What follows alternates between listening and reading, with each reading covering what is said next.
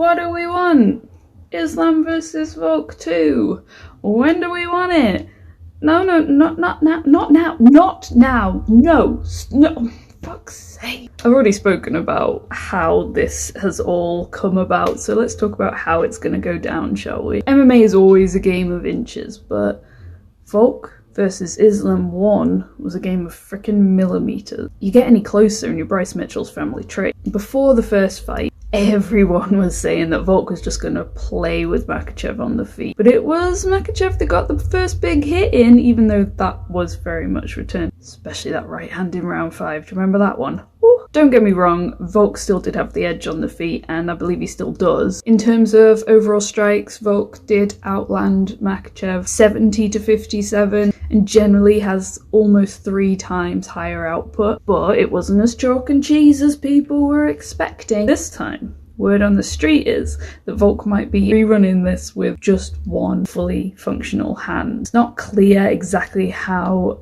much damage he has suffered to his hand, but he is a couple of weeks out of surgery, so it ain't just a scratch. With Volk's best weapon not being quite as superior as we all thought it would be, and with his best weapon potentially not being at its best, his path to victory, hit and not get hit, might have to rely more on those leg kicks. They channel all the same game plan, movement, technique to build up damage, use his relentlessness and explosivity, but with priority just being on his lower half. Now, of course, Islam hunts for submissions with a greater relentlessness than Volk, and last time was able to secure 4 takedowns across 5 rounds, which led to about 7 minutes of control time. And in the run-up to the last fight, we were all talking about how great Volk's takedown defense is. He's like this little Aussie pop-up pyro. And he did show us that by stuffing a further 5 of Makhachev's attempts.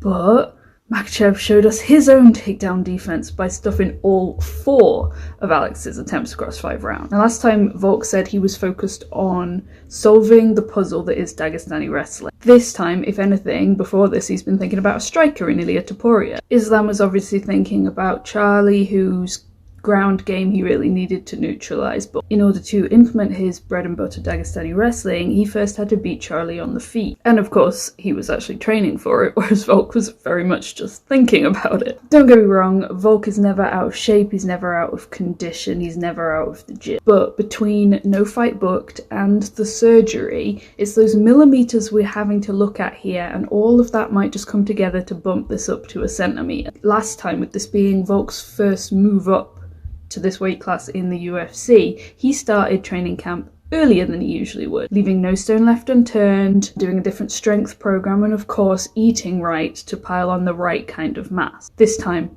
none of that. And like I said in the last video, part of what makes that training camp so phenomenal is the confidence that it gives the fighters of knowing that they couldn't have done any more. I think we'll see Islam have more success with Volk on the feet this time. I think he'll be able to get him down, and I think he'll have more success in keeping him down.